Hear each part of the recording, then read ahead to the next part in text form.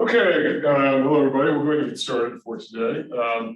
Basically, what we're going to do today is we're going to talk about the remaining content from chapter 13, and we don't have very much to do really, so we're pretty much at the end of the new content, and we'll talk a bit more about externalities and what to do about them, what we call corrections, solutions or corrections, whichever you prefer. We'll talk about a bit about those, and then we'll talk a bit about types of goods.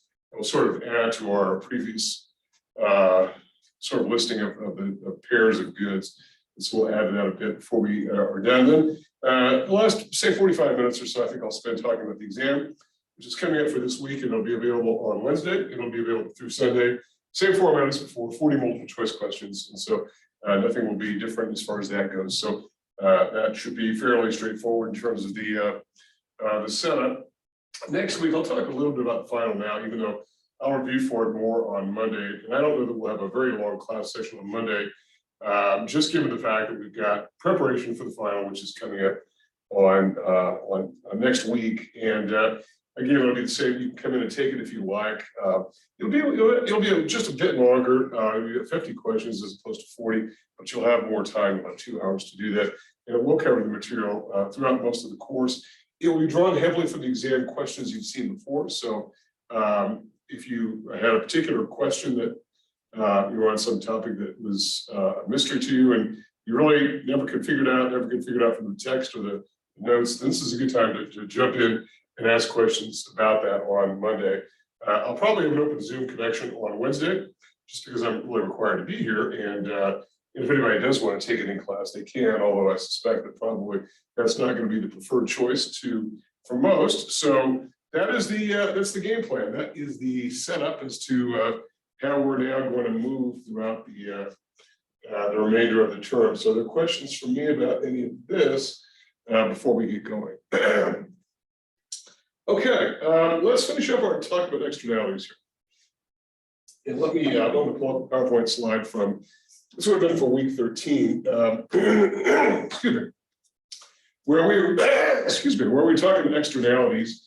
And I think we left off talking about the types of externalities, and we said that there were positive externalities, there were negative externalities, and the positive externalities created spillover effects, and as did the negative, but the positive externalities created marginal social benefits. And so if we go back to what a positive externality looks like, essentially it's this. You could start, in fact, you could start with both of these, positive and negative externalities, with the same sort of setup that we've been seeing now for quite some time. You have a downward sloping demand curve, which in the case of a positive externality, we will liken to a marginal private benefit curve, because that's essentially what it is, okay?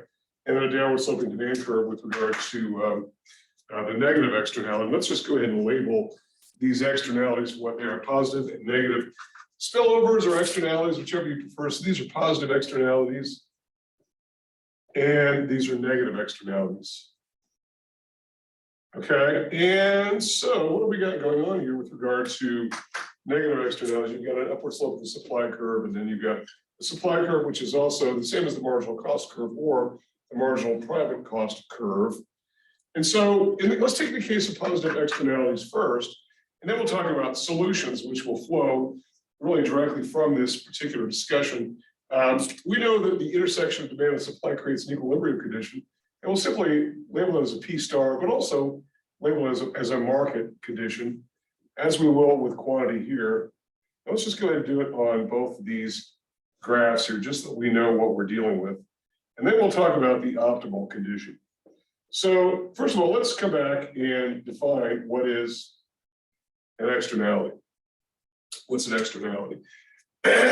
So the definition that was given was it's this unintentional and unprovoked and uncompensated effect on some third party from some economic activity, whether it's a production activity or a consumption activity, and whether it tends to be positive or it tends to be negative. Now, there are positive spillovers that we talked about before, both from the consumer and from the production side. From the consumer side, people getting vaccinated, and this is not some new, sort of reboot of the whole COVID vaccine argument. We've been talking about vaccinations for a very long time as to how it creates a benefit. And that is that if you're prevented from getting sick, you also don't make others sick. But you didn't do it so that others don't get sick necessarily. I mean, I guess you may have that sort of altruistic side option in mind, but you really did so you don't get sick or your kids don't get sick, you know, that sort of thing. So if you get children vaccinated, but anybody get vaccinated, flu shots are a form of vaccination. So as are the COVID and all that. So and all kinds of like shingles, it's all kinds of vaccinations for those. And so what they do is they create a benefit. That is, each level of quantity, there's a spillover effect that we call a marginal social benefit. And as to that, there is an optimal quantity that society would be better off having as opposed to the market quantity. That is, we could do more with more people getting vaccinated, more people getting college degrees, more people owning homes, all of that. So as a result, the optimal is greater than the market quantity. Society would be better off for that happening. Okay. On the production side, your text went on a lot about the role of technology, and that is an important role. Technology begets other technology, which begets other technology, and it's made our lives, you know, simpler, faster, more efficient, safer. And as a result, technology is one of those spillover effects that somebody creates something and then they do it for their own particular private purposes, but it has spillover effects and applications onto others, such as, you know, creating an operating system for a computer, right?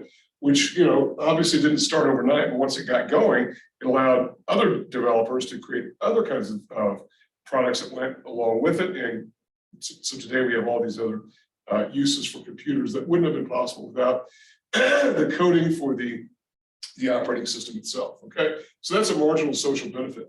Now there's a price that ought to be paid for that. And oftentimes it's not incorporated because of the fact society is only choosing this amount here and paying that price. Okay, so that's one aspect. Let's come back to that in just a second when we talk about maybe what to do about externalities. In fact, the term for dealing with externalities or managing is called corrections.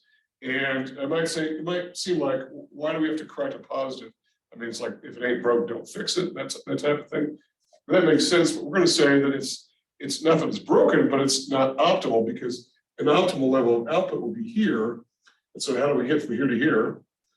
And an optimal price would be here that society ought to be willing to pay if it fully incorporated the benefits that was coming to them. So how do we bring this back to recognize the true value of that particular product? Okay. All right. So we talked about positive. Now we talked a lot about negatives. In fact, I think I mentioned in the class last time that there's probably more discussion about negative externalities than positive ones, just because of the fact that the conversation around externalities has tended for a very long time to have centered around pollution, which is always a negative externality. And we tend to think of pollution as being a negative production externality. That's certainly the most obvious. There are also consumer negative pollution externalities in the forms of things like litter and noise pollution and things like that. But by and large, I think the vast majority of pollution, whether it's air or water or groundwater contamination, is in the case of production externalities. And so as a result, what happens? Society would be better off with less of it. So as a result, the optimal quantity is somewhere out here. And society ought to, once again, be willing to pay a higher price for it. So the optimal price is here. So the question is what to do about externalities. So we're going to present this from the standpoint of two different directions. And the first of these is going to be involving government in the picture. So remember, I said that earlier in the class, we would take these three actor groups in the circular flow model: households, firms, and government. We're going to talk about them individually. So we're going to talk a bit about government, and by no means are we going to exhaust all the roles that government has to play in the microeconomic realm. That would be a very long list. It would be entire courses on its own. It would get into things like healthcare economics. It would get into things like economics of households. There would be a lot of household wealth distribution, all that. So it would be a big discussion. So we're going to talk here in the context of externalities, because I think it really is important. And it's a very modern view on the entire issue of externalities. That is, taking the private market system, as we've been talking about before, where it's not really involved anybody, a buyer and a seller, and that's it. Everyone's content, everyone's happy. There's nobody new introduced into the system. And so as a result, up to this point, we really haven't involved anybody else, including society as a whole.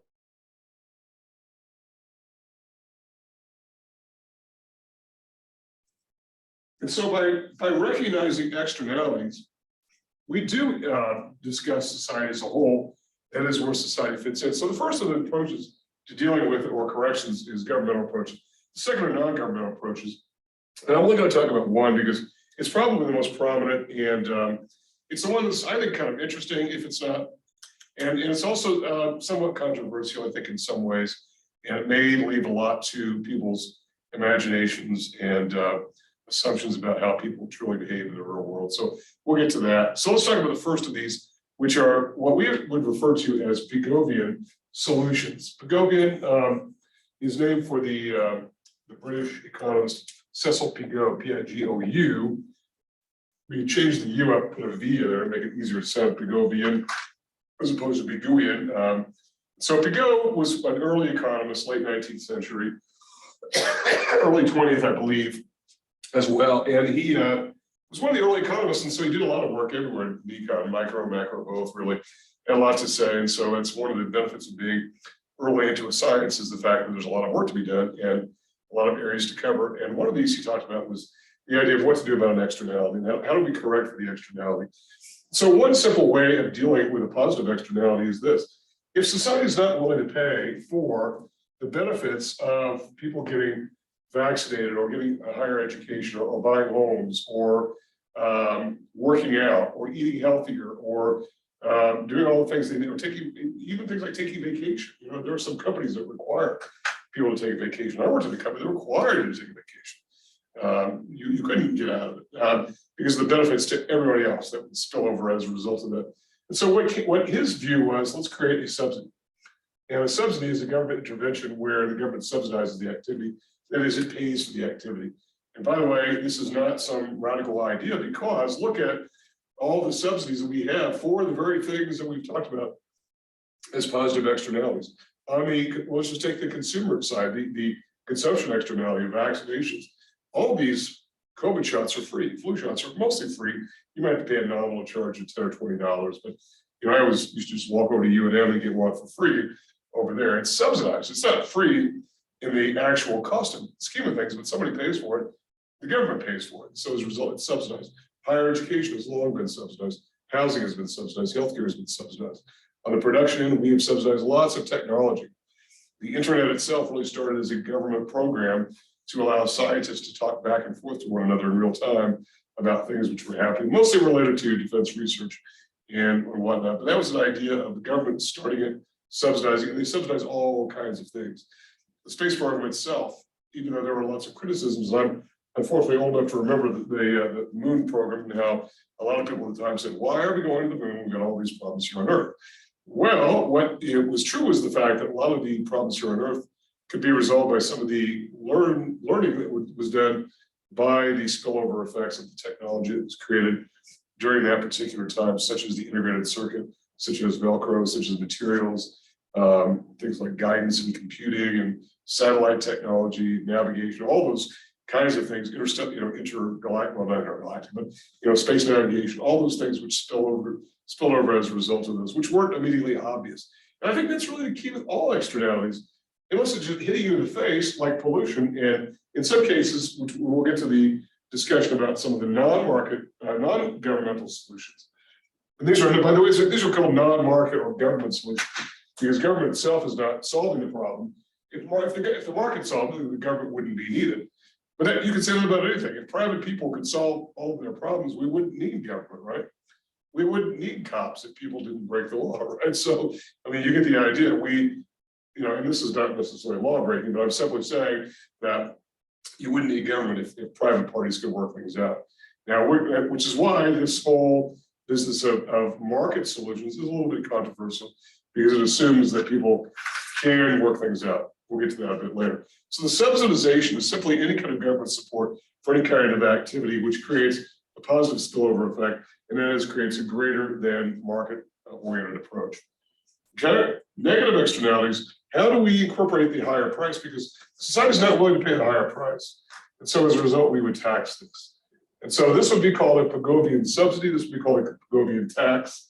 And so the tax would be the amount of the difference between these two, which would then, as with all taxes, if you go back to the discussion, I forget the chapter about what's called tax incidence, if there's a tax on a good, it will be consumed less because the tax acts as a higher cost. So people will consume less, and it's simply going to cost more because of the tax, assuming the tax can be passed along.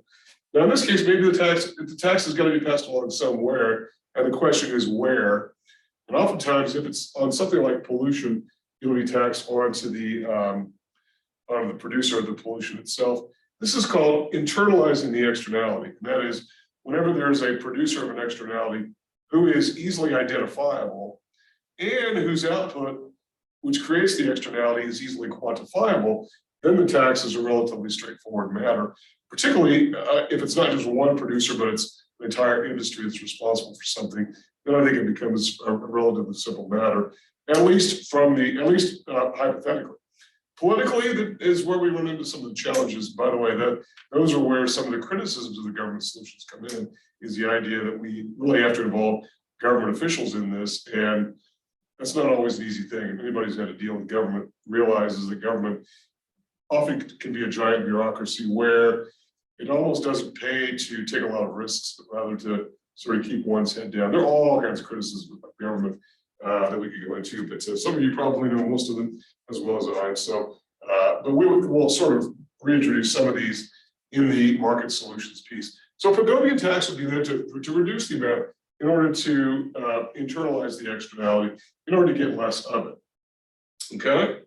Now, I want to take this negative piece as we sort of segue into this idea, so into the non-governmental solutions, that is the market-based solutions, because when it comes to pollution, there's been lots and lots of talk, and it's sort of made its way into the political realm in terms of presidential campaigns of market-based solutions to pollution, but they're not really market-based because they involve government in the first place. And that's the creation of what are called marketable pollution permits in a system that is known as the cap and trade system.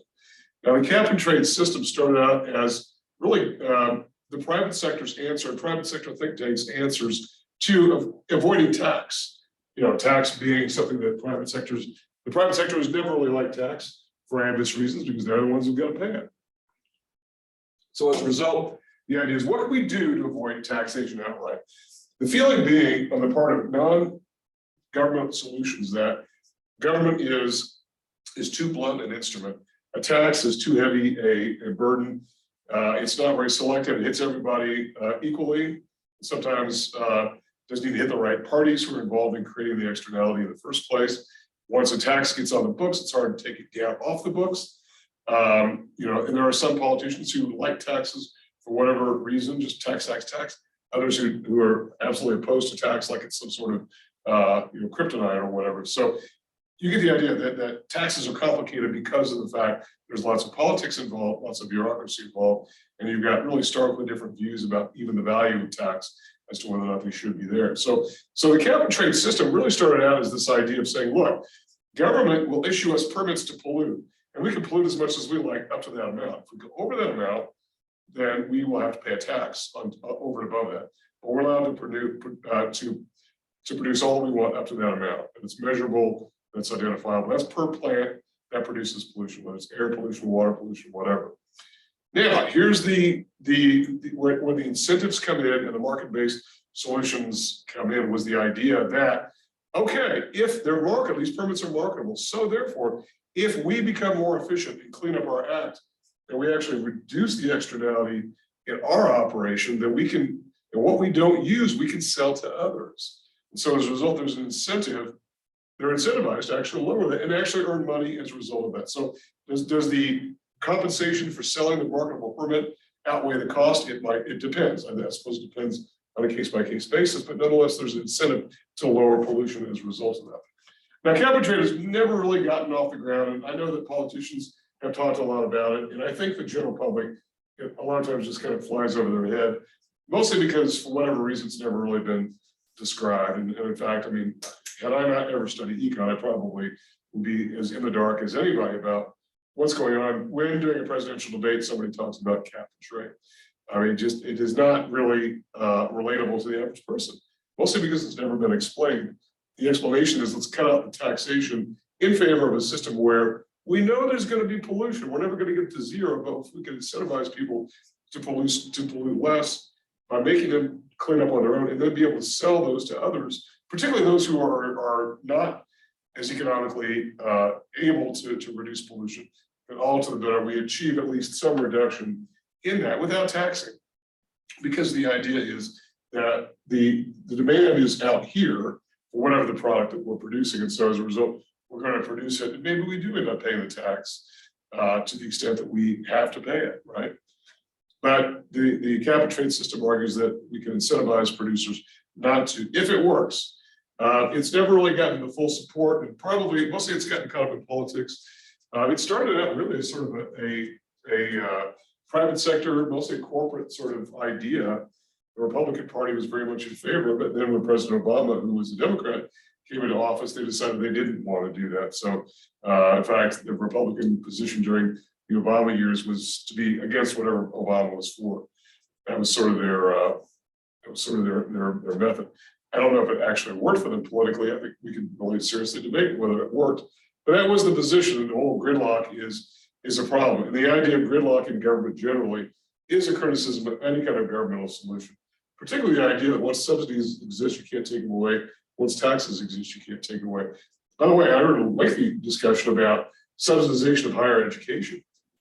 And it was on one of the business channels. It was probably not I'd say the main speaker was not a great fan of subsidies, government subsidies and positive externalities, but his point was that higher education goes up and up and up and up every year. Now we're kind of fortunate at CNN because it's not really, because we are very heavily subsidized by the government, by the state government, much more so than any other of the state institutions, to my knowledge at least, certainly than the universities. But the cost of education elsewhere has gone up, including things like student loans, which would finance an education at a private institution, not just public. You can go to Harvard and the government will help you go there by subsidizing the loan that comes your way. And as a result, the price of higher education is thought to go up and up and up and up and up all the time, even though we are creating more college degrees all the time, more of us are being educated. The criticism was that the price goes up because of the government involvement. I think his concern was the idea this was rising faster than this, and this was getting out of control, and you can't take the subsidy down once it's gotten up there, okay? I know there's been lots of criticism about the cost of higher education. It's, we are not really part of that at the community college level, I don't think. I mean, I think it'd be very hard to argue CNN is part of the problem here. If you don't believe our tuition is inexpensive, you can, you're welcome to look around, and I think it's a strength. I think it's something we should talk about, okay? The other argument against government is the idea about taxes. Taxes never going away. Okay, so cap and trade is one way, particularly to deal with negative externalities, particularly on the producer end. Are there questions for me about anything with regard to that? We have a few people on the live Zoom link here. Okay, well, I want to talk about non-government solutions. And I talked a bit about cap and trade. I don't really have a lot to add to that. Other than the fact that it's a pretty good system, and microeconomists, for a long time were sort of patting themselves on the back by saying, hey, we created this great system that therefore should be really adopted by business and accepted by business as well as politicians. And I think their frustrations never really got going to the extent that that theoretically was possible. Okay, here's one that goes back quite a ways, and it's something called the Coase theorem. It's named after an economist named Rollo Coase, who just died a few years ago, and he was, I think, well into his hundreds. He began most of his work in the 1930s. It goes back that far, and he spent most of his career. He's from England originally. Spent most of his career at the University of Chicago, and came up with something called the Coase theorem. The Coase theorem basically goes like this: private parties can work out these externalities if they agree to them, if they both recognize that they exist. So let's go to the PowerPoint slides from last week, and we'll talk about what some of those are. So we said that the main assumptions are that both parties recognize that a negative spillover has occurred.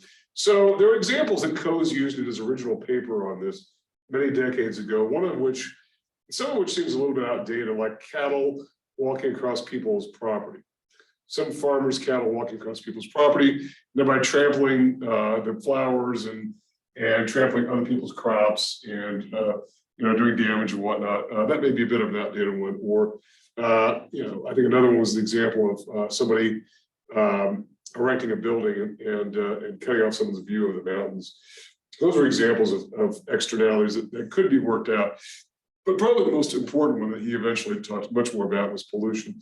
That was, let's say you're a house downstream from a plant that's polluting the water, and it's damaging your property. It's washing up. You've got pollution and sludge washing up onto your property. If you've got a well system, it's polluting well water. And so you've got a real claim against them. So here are some of the options that you can get to. So what are your options? What if you're in this sort of downstream household, and what are your options? So your options might be, first of all, number one would be ask the polluter to stop, right? Ask the polluter to stop. So what are these options as to the private externality? Okay, so these are private options, right? Prior to the solution, which is the Coase theorem that says that we ought to be able to work this out. Ask the polluter to stop. Well, good luck with that, right? Polluters tend not to want to do that. And even if they go to the next level, that's petition the government, where the polluter could simply say, this person's crazy, they're Looney Tunes, they're the only ones talking about this. And so as a result, by the way, we employ 5,000 people, and this person downstream here is just some crazy person, right?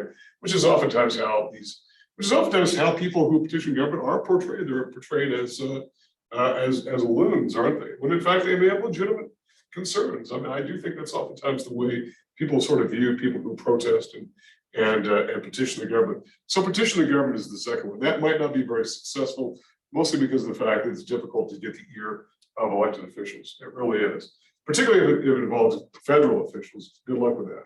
It is really, really, really hard to do that. And frankly, they're going to take your call if you're a donor. They're going to take your call if you're a member of the party much more easily. Or if you're a big wheel, well known in the public.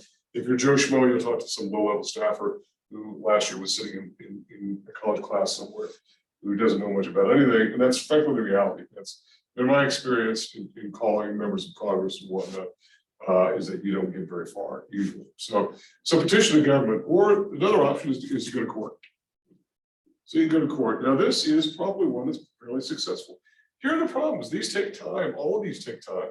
This is probably not workable. This is going to take time if it ever happens. But this will also take time, and that involves costs. Okay, and the fourth solution is to work out an agreement. And this is where the Coase theorem comes in. Coase said that private parties ought to be able to work out a solution in order to avoid this in particular. Because going to court is really an element of going to the government. And who knows what the outcome could be for the defendant, i.e. the polluter. Because here's the problem.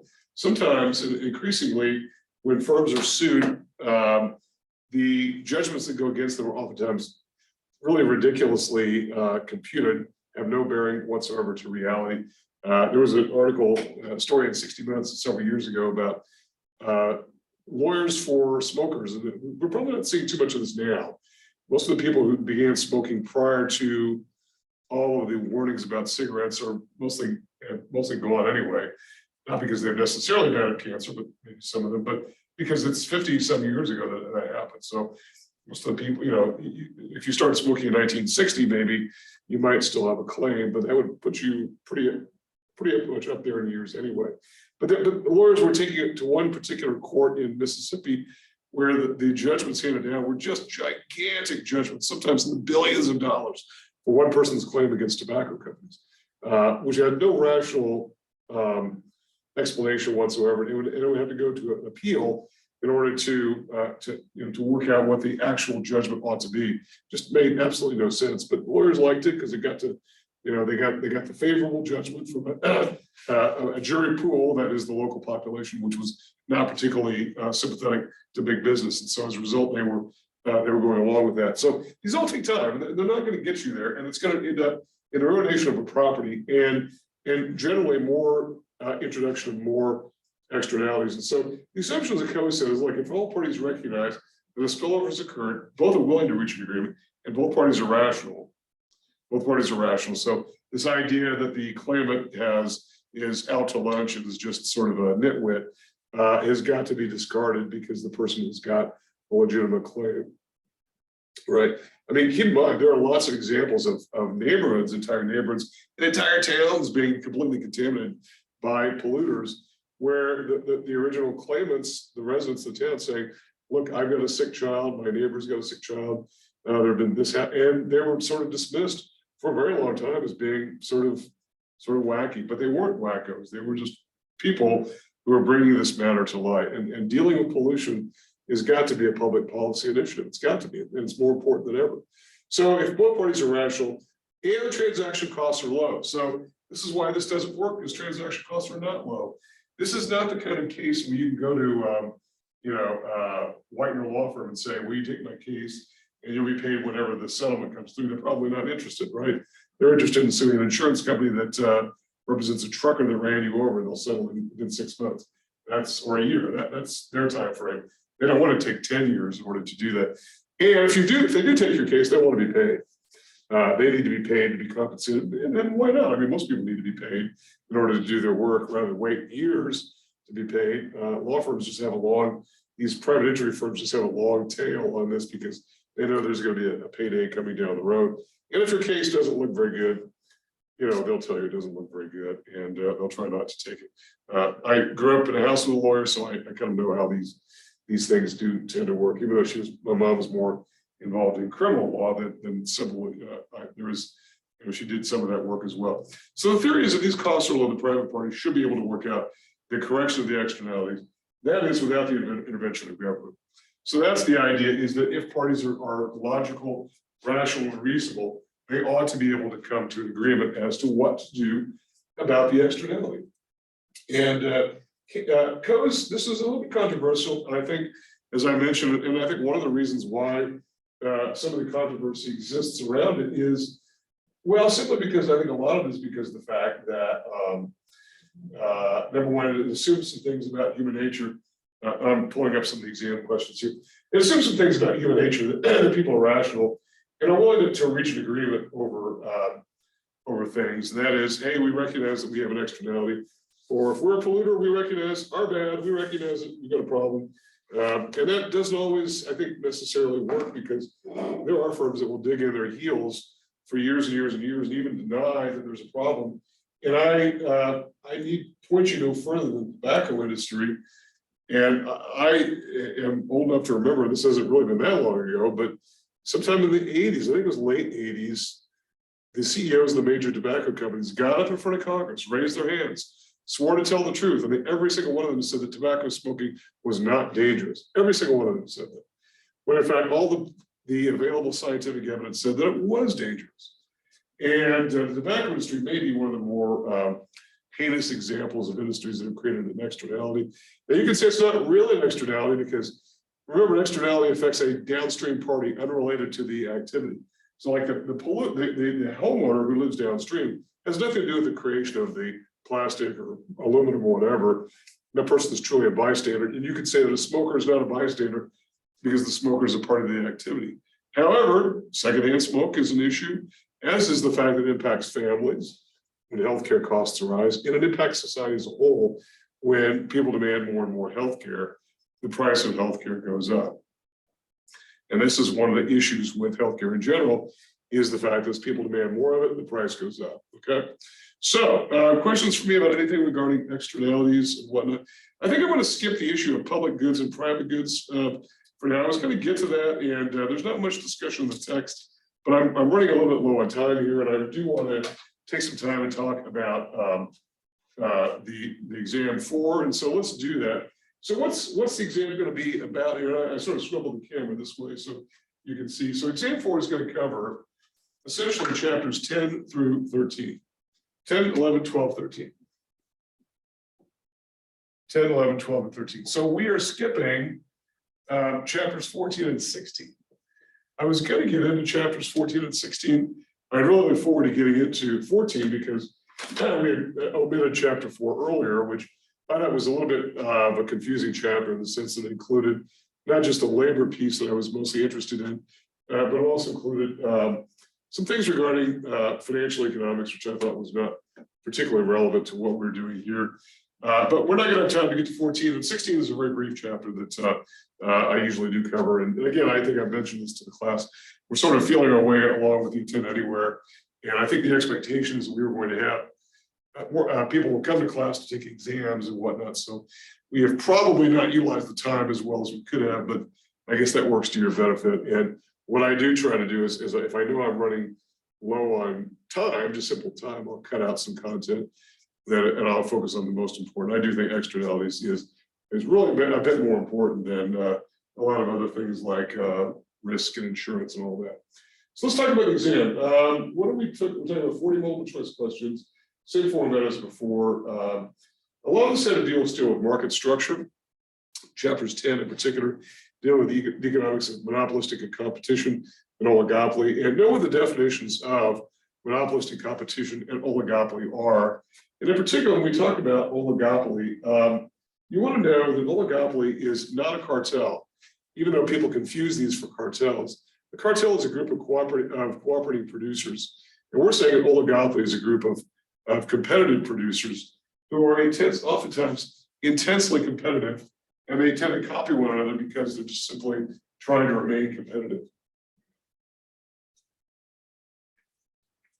And so the act of trying to cooperate is known as collusion. That's a term you want to know what collusion is. It's the idea of getting together and agreeing to fix prices or to agree on things like dividing up territories or whatever a cooperative effort would be. And in this country, we tend to value competition over cooperation on the production side. And so as a result, we think that competition does a lot of good things to our economy, like promotes quality, promotes low prices for buyers, makes accountable sellers for the products that they produce. And so they need to stay innovative and on their toes to create the newest and best products that the demand side wants. And so we value that much more than we do cooperation in production. Okay. We also talked about this idea of market structure in general. And we said that of the four structures, the two that stand at polar opposites of one another are perfect competition and monopoly. Then we get monopolistic competition, which is sort of an oxymoron in the sense that it combines elements of perfect competition and monopoly, but not in that order. It's monopoly pricing and pricing power to the extent that the firm has got product differentiation and usually brand power that allows it to maintain an elevated price. But ultimately, those brands sort of fade in quality. We have worn out brands that sort of get, sort of stale. There are other goods that come along to replace those goods. And so as a result, they sort of revert more to a perfectly competitive structure because of the ease of entry and exit. Remember, the barriers to entry are low and exit with monopolistic competition. So this is what makes for the competitive environment in the long run. And the condition in the long run as to profit is called zero profit equilibrium. That is, in the long run, monopolistically competitive firms are expected to earn zero economic profit, which is what makes them then, in the long run, more like perfect competition. We said that so there were some exceptions, these super brands that have been around forever that could still earn economic profit, but they're small in number, maybe a couple of handfuls that we can think of. And there's probably more than that, but these brands sort of defy gravity in the sense that they can maintain pricing for quite some time. Okay. Let's see here. Okay, so we talked a bit about the definition of monopolistic competition. We talked about the idea that that firms are unable to earn economic profit in the long run simply because of this ease of entry and exit. So you want to know about that. Also, you want to know about what product differentiation is. Excuse me. Product differentiation is this idea of making a product different, better, more attractive. Inventing the product that is in more in demand because it's got all these super duper features that the other guy doesn't. So as a result, that's what makes a brand. Okay, so branding is really how we know product differentiation. That's the idea. Make the product have different physical attributes, make it perceived by buyers as being somehow superlative. And we know that power, that sort of market power on the supply side exists because of the fact that there is product loyalty. And there are some people who've got very definite product loyalty. We probably all know somebody who will never change the, brand of Coke brand of soda that they drink, or, or kind of tennis shoes they wear, or whatever. And this can go on decade after decade, and it can go on even multi-generationally, because sometimes people will consume the same brands their parents did. So that's the power of a brand. It's the power of a brand. And then also know about advertising, what it does. It tends to just sort of solidify this kind of brand strength. But it does cost money, so as a result, it adds to the overall cost of production. Let's see, what else do we need to know about monopolistic competition and oligopoly? Let's see here. I'm just kind of scrolling through my list here of things we're talking about. Know about the long run versus short run monopolistic competition. I talked about that a minute ago. In oligopoly, know about the long run condition. It could be economic profit in the long run. It may not be. Your text sort of suggests that it may not be in the long run, but the expectation is it very likely could be because it's a few number of firms. So know what the definition of oligopoly is: just a few firms competing in a market where entry barriers are high, exit barriers are high. That's really what keeps these firms out. Okay, and to the extent that they can act like monopolies, they can essentially earn economic profit and divide it up for themselves. And when I say monopoly, it's a monopoly pricing. Obviously, an oligopoly by definition is not a monopoly because it's competing firms, but usually only a handful of firms, a handful to maybe a dozen at the outside is really the outer limit, I think, of what you would really consider to be an oligopoly. Okay. All right. And then notice that note too that the idea behind oligopolies is to sort of engage in this idea of collusion, but not outright, but rather to try to avoid competing, particularly if everyone's happy with their own market share and whatnot. And so there's a lot of the don't rock the boat kind of thing, because if you have 4 producers in a market, everyone's happy, then why compete against one another, particularly if nobody else is coming in, because entry barriers are very high. And if entry barriers are high, then it's only going to cause somebody who's really disruptive, who has deep pockets in order to come in. But it does happen. It does happen. We've seen industries in which, in fact, not only oligopolies, but monopolistic models, where AT&T was once the only long distance phone system in place in the country at all. And MCI startup was really a startup, and got a lot of capital and was able to get the government to break AT&T up. And therefore, as a result, was able to achieve inroads into that particular market. So barriers to entry are a powerful thing, but they don't always last forever. That's sort of an issue. Okay. So then this leads us then to, excuse me, dealing with chapter 11. And chapter 11 deals with this whole notion of antitrust. And antitrust is really this idea of government action, particularly through laws, and then the regulations which enforce those laws, and trying to prevent against monopoly formation, predatory pricing, anti-competitive business practices, deceptive practices, things of that nature. The list actually goes on and on. Antitrust is actually an entire body of law onto its own right. So antitrust laws exist really to protect the demand side from the potential abuses. Okay. And we talked about how we measured market power that attract such regulation in the first place. We talked about something called the 4-firm concentration ratio. It's basically adding up the market share percentages of the top 4 firms in the industry. We said that there are some shortcomings with that, because you can have one firm at 50% market share, then 3 other firms at 1%, you have 53%. It might make it sound like if you divided 53 divided by 4, you've got market share of around 12 something per actor, 13 per market share, when in fact that's not the case. So in order to account for the power of dominant firms, the Herfindahl index is what was created, the Herfindahl-Hirschman index, which takes the market share percentages, doesn't take them as percentages, takes them as integers. That is, if you have 25% market share, you just take 25 and square it, and then add up those squared market share percentages. It runs on a scale from 0 to 10,000. And that's the index that's used to determine if there is a domination of an industry by a big firm. And we talked about the example of Microsoft, because it's really the last big antitrust action that created lots of public awareness. And Microsoft at the time, it was in operating systems, although they were sort of looking into other issues, and Microsoft was trying to cloud the issue by saying that the browser was an integral part of the operating system, which I think nobody really bought that explanation, but it was operating systems which took them there with about a 90% market share.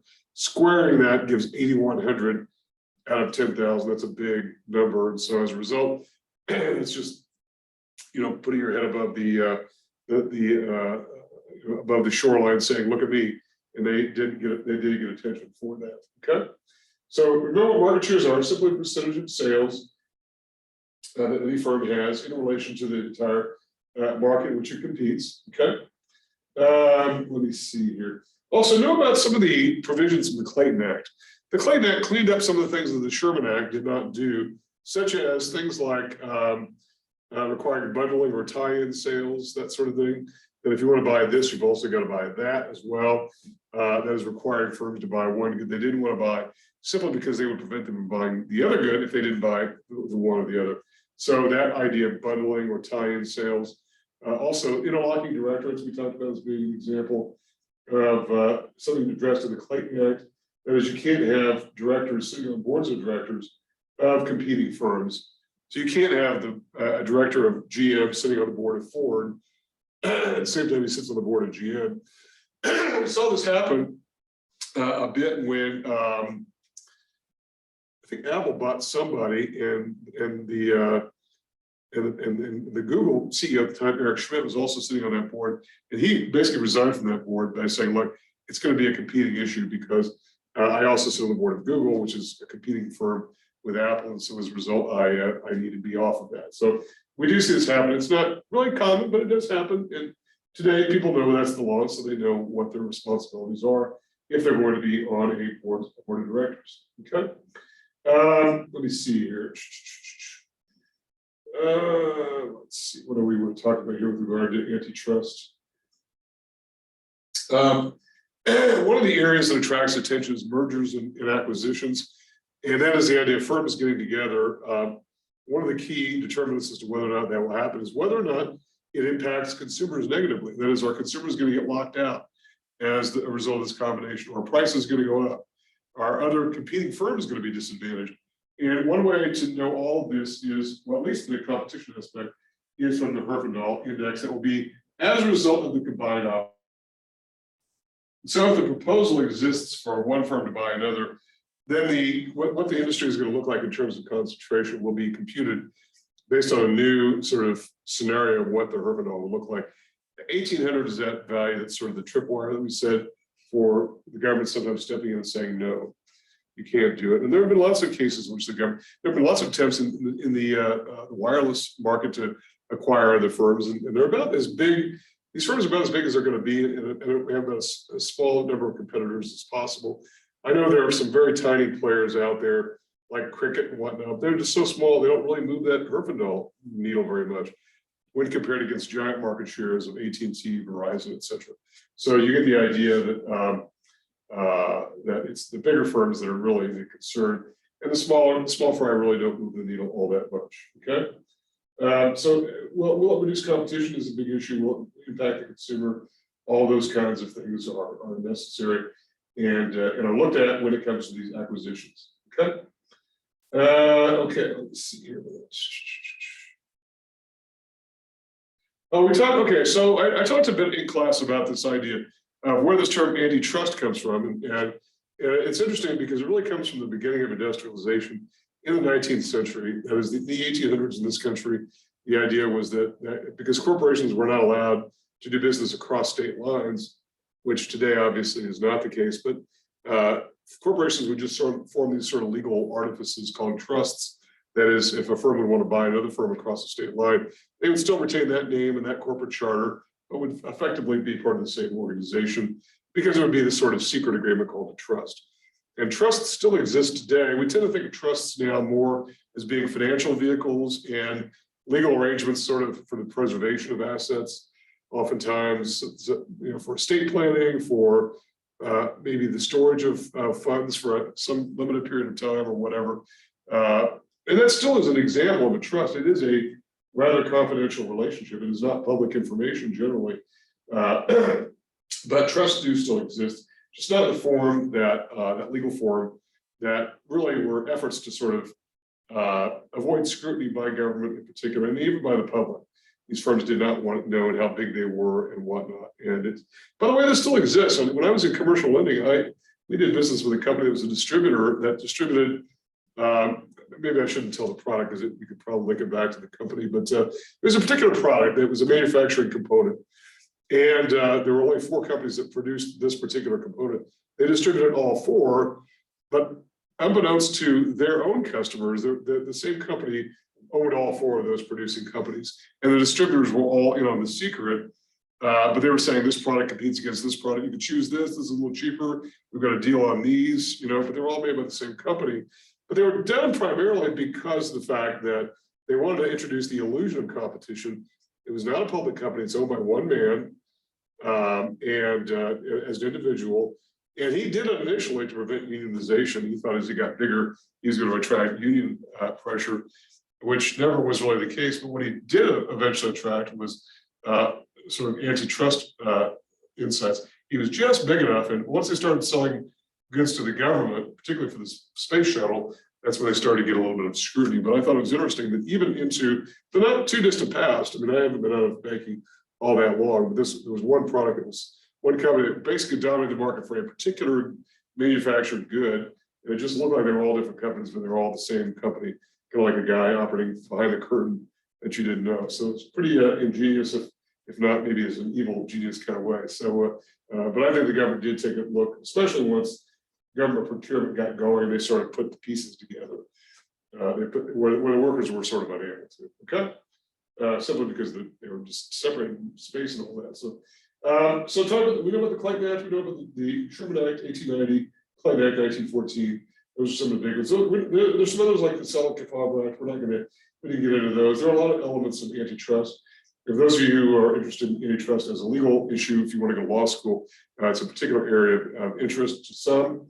There are antitrust lawyers who work for the government, in the Justice Department, and also those who defend companies in antitrust matters. And so it is an area, a separate body of law. Okay. So competition is value over cooperation on the supply side. We think it improves quality, keeps prices down, allows new competitors to come in, all those things, which are considered to be virtues, which, by the way, is not always shared by our allies and trading partners around the world, who have sort of a different take on this at times, particularly in Japan, where there's a lot of coordination, particularly among elements of the supply chain. That is, producers and those who produce downstream, the wholesalers and distributors and all that, and raw materials makers further upstream. But that's not as big a concern here. It's just we don't tend to have that kind of coordination. But even if we did, that wouldn't be as big an issue as the whole idea of horizontal cooperation. That is, competing firms in the same space, just like the firm producing that same good as a manufacturer of a component part, they were operating horizontally across the market. That is potentially an antitrust violation. Okay. Also, we talked we began talking in chapters 12 and 13 about externalities, what they are. It's also known as a spillover, which is simply another word for that. It's the idea that one activity sort of spills off into other activities. We talked about negative and positive externalities, and the fact that negative externalities create marginal social costs, and positive externalities create marginal social benefits. Those are over and above the existence of private supply and demand. Okay, and know where the optimal lies. And in fact, the optimal price is higher in both cases, right? And that is, either one's going to be taxed or one's going to be subsidized, if you believe in the private or the public option as to what to do about it. Okay. Let's see here. There's a question on the exam, and I don't know that I really got to it because it's in your readings, and I'll just talk about, it's called market failure. And I'll just go ahead and tell you what this is. There's a question about market failure. Market failure is this umbrella topic that talks about the idea that, contrary to some of the original thinking about economics, that markets are efficient, they're effective, they allocate goods efficiently, information is widely available, everyone's got access to the information. So it's a matter of determining the right price for the good, the right quantity, and all that. But the term market failure is an umbrella term that says that none of those are necessarily true, that markets don't always work efficiently, they don't always allocate output efficiently, they don't create the prevention of externalities, they don't stop free riders from joining along, that is, people who get the benefit of something without cost to themselves. It doesn't prevent information breakdown, which is a big one now. The idea of information, because goods are so complex now that that people are really at a disadvantage. This is really what chapter 16 was about, which is why this topic comes up in 12 and 13. It's sort of a lead up. So the question market failure is this umbrella term for this idea that all these negatives can happen, that markets aren't always efficient. Now, when markets work efficiently, it's a great thing. I think nobody disagrees with that. And I think most of us believe that the market system is superior to the command system. By far, I think, but it doesn't mean it's perfect. Because what in life is perfect? Tell me what in life is perfect. So as a result, something needs to be done about the existence of information failures, externalities, things of that nature, okay? So market failure is the term for that, so just know what that is. Also know about these governmental solutions, taxes and subsidies, taxes on negative externalities, subsidies on positive externalities, to the extent that government's got a role to play in those particular corrections of an externality, okay? Okay, and know also that one of the reasons why the government gets involved is because the private sector is not doing it. If you're a polluter and you're creating pollution, well, you're not picking up the cost of that pollution. So in other words, you're not internalizing the externality. You don't incorporate that as part of the marginal cost of production, but a tax would force the firm to do that. If one agrees that a tax is the way to go. If you think there are other solutions, whether it's cap and trade or the idea of simply bargaining through like a COES-like solution, then that would be your particular point of view as well. But nonetheless, it's the idea of internalizing the externality, which is an approach toward causing the private actor in order to recognize, particularly the negative externality. I think that most cases, positive externalities, nobody has any problem with. It's just a matter of how do we get more of it out to the public, which benefits from it over and above the initial people who enjoy it. Okay. Okay, let me see here. Okay, well, we talked about this idea of market-based versus non-market-based. So you're going to know about that a little bit. Also, some examples of externalities. And we talked about some of those. Just so you want to know if somebody's got pollution washing up on their yard, what kind of externality it is. That's definitely a negative externality, no question. So just notice some examples of different kinds of externalities, both production and consumption, negative and positive. Okay, let me see. I think that's about all for externalities here. Let me see. I'm sort of marked some of these, but they're not all in order. Okay, then we talked about some of these in terms of what are some of the market-oriented solutions, pollution permits, property rights, which is a big one in the COES theorem, where if we understand there are property rights and both sides respect them, and they're both rational, they can arrive at some solution to the externality without involving government, which for all sides, nobody knows what the outcome is going to be. So maybe stay away from the government option because we don't know what the outcome is going to be. So there's much more in your text about that. So I urge you to read that for sure. I just didn't have really the time to go over it in that great of detail. But you definitely do want to read more about that. Okay. Okay. So I think that's all. Let me just pull up. There's just a little bit more to go over, and we don't have much time remaining, but I don't think we'll need more time. And that is to talk about the remaining bit here, which is still dealing with externalities. And there's a lot about technology that is discussed in chapter 13. That is the benefit to society, that is the social benefit that technology creates. I think there's no doubt about that. So you want to read that section as much as possible. I think it's a good section to read, at least to have available for you as you take the exam. Okay, so you want to know about that as well. And let me see here. Well, there's not going to be any questions about public goods and private goods because I didn't get a chance to get there. It was my expectation that I would get there, but we're not going to be able to get to the public goods and private goods. So you can read that or skip over that. And the whole idea of rivalry and excludability, I think that we just didn't have the opportunity. So unfortunately, that is not going to be on the exam. I say unfortunately because I think it is interesting information. We talked a little bit about public goods though. There's a lot of chapter 13 about technology. I unfortunately did not get as far into that as what I would like. But you want to know what some examples of positive externalities are that exists. And and who benefits and who does not, and who loses in the initial creation of externality. Okay, and I think that's really about it. And then, so know about market structure, monopolistic competition, oligopoly, know what these factors are, know what these things to look at are, these characteristics and whatnot, know about antitrust laws and the actions about those, and then externalities of what those are all about and what to do about them. And those are the main topics that are going to be covered on the exam. So are there questions for me? Because I think that's about all that I've got for today. Okay, well, feel free to get with me between now and the exam or anytime.